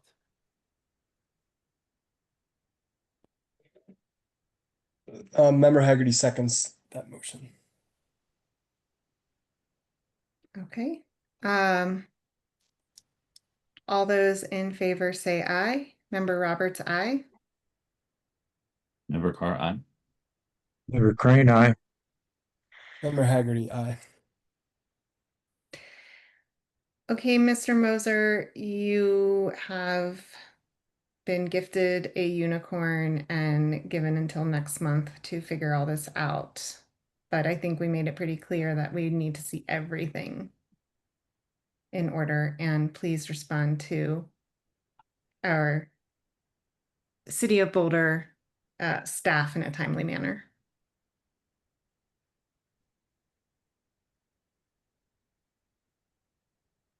Okay, Go ahead. so I'm just gonna go ahead right now and read into record while we have Mr. Mosier and the board. So the next hearing will be October the 15th. So that will be the renewal hearing, as I understand it. It's not going to be a show cause. So the poster will need to be, you will receive an email, another reminder as we send out to everybody about the poster, and that will be sent to you on the 2nd. And then a reminder email for the reminder email will also be sent on the 3rd. We'll have deadlines of when that poster needs to be picked up and posted. Let's just submit anything else he needs to do by October 6th. And if there's any other documents which you need to submit, that email, that reminder email will also go out to you, I believe, on the 2nd, and the deadline for that is October the 6th. Thank you, Sarah. Thank you. Then we will go ahead and see. That brings us to agenda item 8, which is matters from city attorney.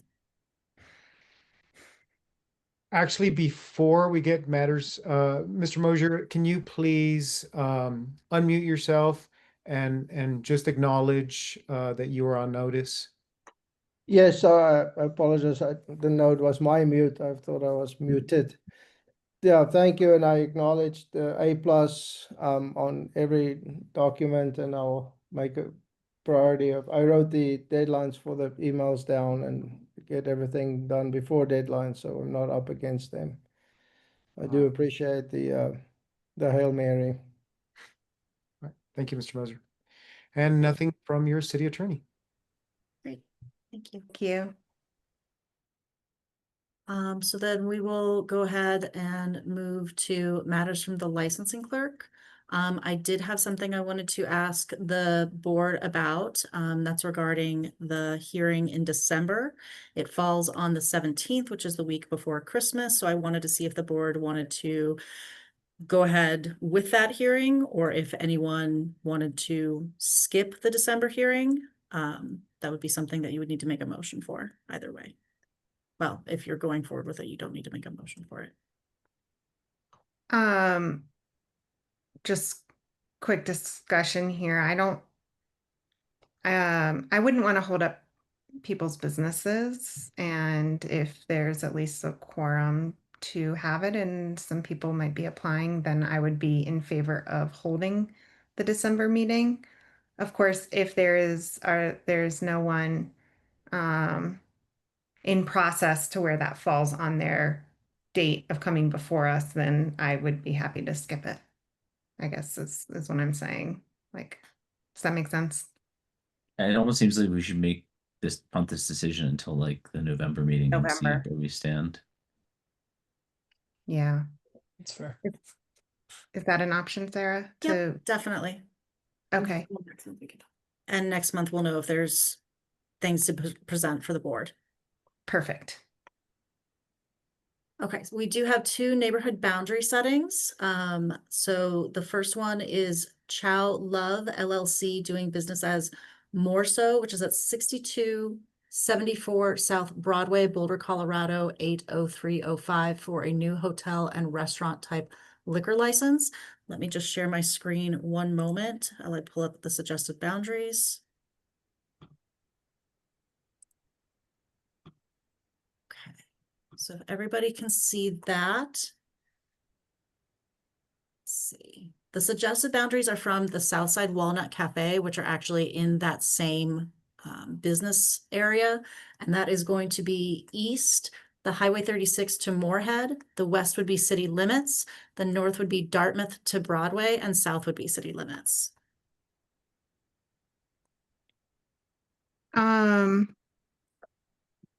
Sorry, you said, what did you say about Walnut? So the boundaries that I pulled were based off of the South Side Walnut based Cafe. off of South Sorry. Side. I thought you said Based off the that Southside would. Walnut Cafe that's right in that same shopping center. Yeah, totally based off of theirs. For some reason, I thought you said, yeah, I don't know. I mean, I think that's seems reasonable to use the same boundary settings. Yeah. Member Carr will make a motion to accept those same boundaries. Member Haggerty seconds the motion. Yes, all those in favor say aye. Member Roberts, aye. Member Carr, aye. Member Crane, aye. Member Haggerty, aye. Great. Passed.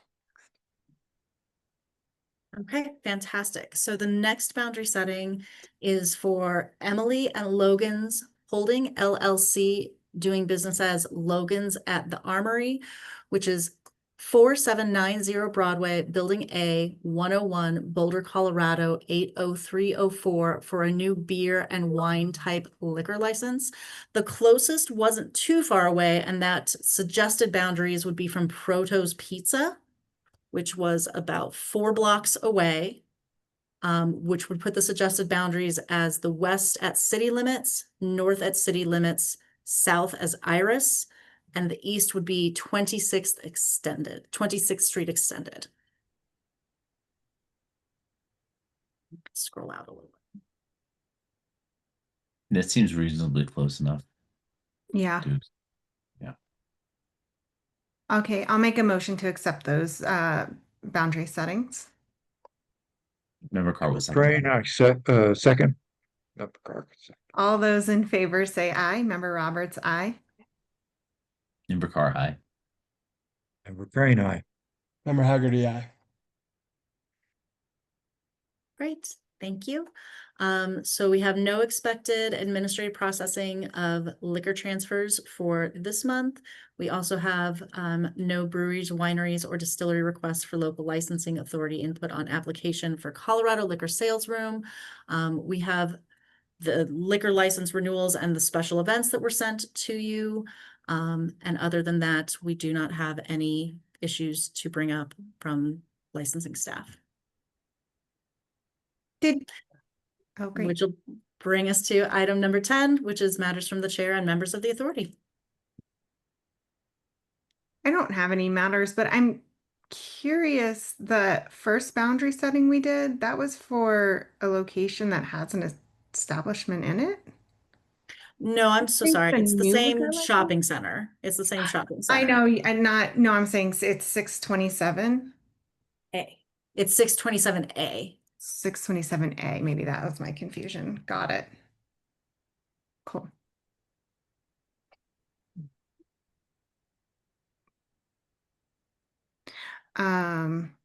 Okay. No, nothing for me. Thank you. Sorry.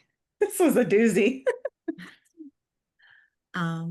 Unless anybody has anything else, I would ask I will you. make a motion to adjourn the meeting. Is there a second? Member Carl will second.